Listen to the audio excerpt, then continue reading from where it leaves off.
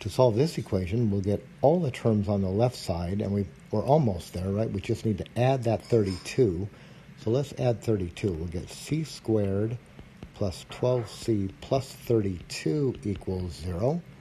Let's factor. Here's our two parentheses. Don't forget to equal 0. It is an equation. C and C, how about 8 and 4? They're both going to be positives. So our solutions are, change the signs, -8 and -4. And sometimes I think books might want these written in set notation. So we could write it as a set of -8, -4. I don't think order matters. It is a set. There we go. Now this trinomial, this looks like it's going to be a perfect square trinomial. Let's see. Let's factor this as, let's see if we can actually write it. So I'm going to factor as I usually do, but this is going to be a v and a v, and then the only way to get that 1 is a 1 and a 1. It's positive. They'll have the same sign, -1, -1. So what we're going to get here is v is equal to 1. Now that comes from this factor, but it also comes from this factor. So v is 1. We don't need to write it twice. Substituting 1 here, and computing will give us a true statement. So the solution set here is just v equals 1. And if you write it in set notation, we could write it as 1, just like this.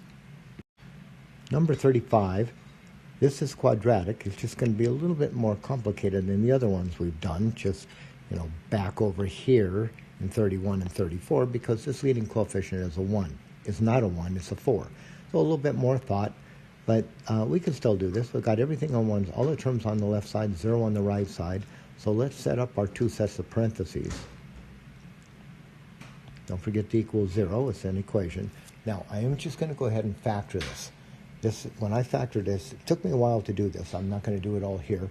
But on other paper, I did this. And I factored this as 4v and v. And then I used a +9 and a +6. Right? The 4v came from the 4v and the v. And the 54, I used a 9 and a 6. And then here's 24 and 9. That gives me the 33. So that took me a while to get, but this is the correct factorization. And from this factored form, I'll get v equals -9 over 4, right? Change the sign of the constant, divide by the coefficient, -9 over 4. And from this one, change the sign of the constant, -6 over 1. So we'll get a -6 here. There's our solutions. Now in this problem, it differs a little bit than 35, because back in 35, we already had all the terms on the left side, on one side and 0 on the other. In this case, we don't. So we'll have to get all the terms on, I'm going to get them on the left side because this quadratic term is already positive.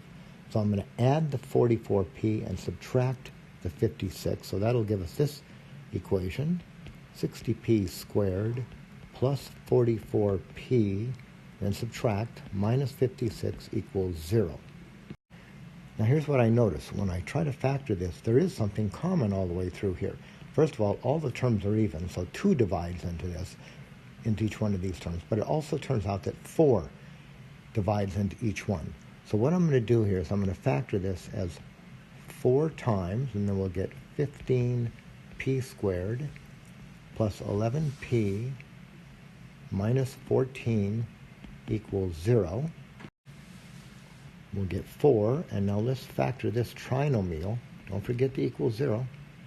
Now, this is a little bit challenging because this leading coefficient here is not a 1, but after a few tries, and I did this on a separate piece of paper, I came up with this.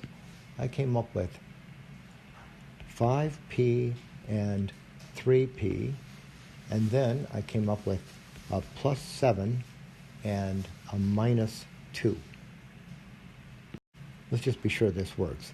Here's 15p squared. There's the -14. And the inner product, the outer and the inner, here's -10 plus 21. 21 minus 10, there's the 11. So I think we've got it. Took me a while to get on other paper, but here's what we have for our solutions. P is equal to, change the sign of the constant, divide by the coefficient. So we're going to get negative 7 over 5 and change the sign of the constant, divide by the coefficient. We'll get 2 over 3. There's our solutions. And remember that 4, this 4 here is really not going to affect the solutions, because even though I have one factor, another factor, and a third factor, this factor can never be 0. It's always 4. So this is going to be 0 if p is negative 7 over 5. This factor will be 0 if p is positive 2 over 3.